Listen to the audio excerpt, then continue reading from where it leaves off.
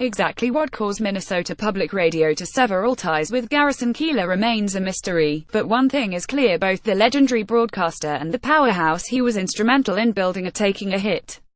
NPR has come under fire from some listeners threatening to withdraw their financial support. And although Keillor stepped away from a Prairie Home Companion 16 months ago, he continued to juggle a schedule of live shows, various writing projects and his status as a neighborly icon. All now are in peril, after allegations of inappropriate behavior toward a co-worker went public Wednesday. Keillor's performances for the rest of 2017 have been scrapped, along with his only scheduled Twin Cities appearance, next February. Sen. Tammy Baldwin, DWIs, has donated $5,350 in contributions from Keillor to a center for abuse victims. The Washington Post dropped his column. An airport in Eugene, Oregon, has removed his picture from an exhibit. Popular podcast host Nora McInerney slammed the 75-year-old humorist in an essay for Time.com called "Let's Leave Garrison Keillor in the Past Where He Belongs."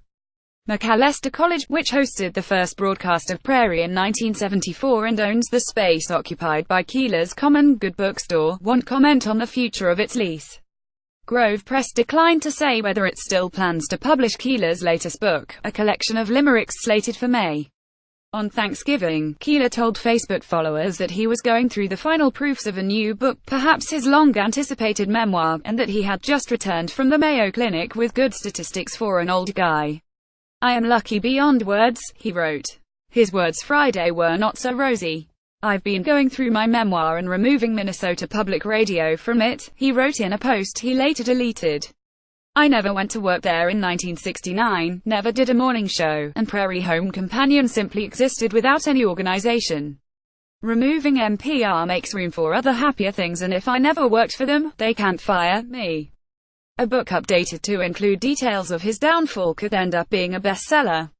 But sales of anything else with Keillor's name on the spine may suffer. "I can't help but think it's going to affect his future as an author," said Claire Kirch, a senior correspondent for Publishers Weekly. "There are just too many questions about what exactly happened." Bill O'Reilly, fired from Fox News after numerous UAL allegations, has kept his name on the bestsellers list. But Killing England, his first book since his ouster, moved 64,723 copies in its first week, far below the 100,000-plus heights achieved by his previous 5 Killing titles. But loyal fans are probably more concerned about Keillor's emotional state. "I am so sorry. I am a wreck," he said Thursday in response to a Facebook posting from a woman disappointed that a performance had been cancelled. "I could not imagine walking onto a stage with peopling. It's heartbreaking and I worry about my family, and it's painful to walk through an airport and people look and whisper and don't speak to me. I need to put my life back together." If Keillor comes across as a victim, it's largely because the public has heard only his side of the story. "I put my hand on a woman's bare back," he said in an email to the Star Tribune Wednesday. "I meant to pat her back after she told me about her unhappiness, and her shirt was open and my hand went up it about 6 inches. She recoiled. I sent her an email of apology later and she replied that she had forgiven me and not to think about it. We were friends. We continued to be friendly right up until her lawyer called." NPR has declined to offer an alternative version of events or to make its top executives available for interviews, leaving some to believe the punishment outweighed the crime. On social media and elsewhere, longtime NPR supporters are expressing confusion or anger. As of late Thursday afternoon, the network had received 153 cancellation requests from its 133,000 members, according to NPR News. Jackie Quirum, a listener from Chisago City, called the decision a disservice to Minnesota.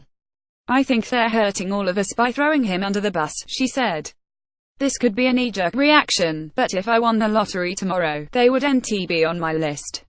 A few voiced support for the decision.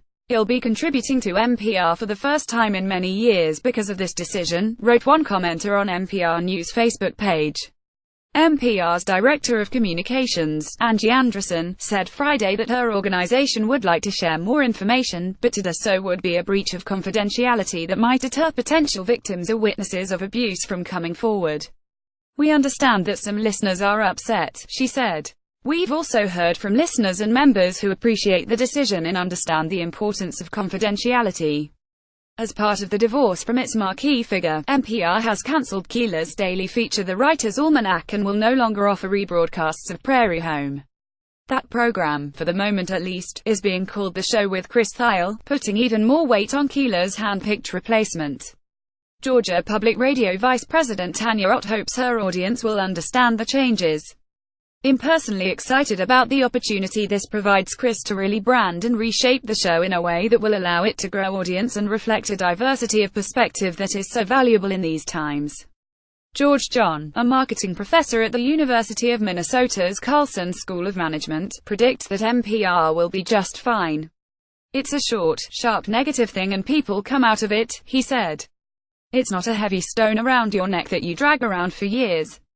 John said he's even optimistic that NBC's Today Show will recover from its ouster of co-host Matt Lauer last week over what appear to be more serious allegations.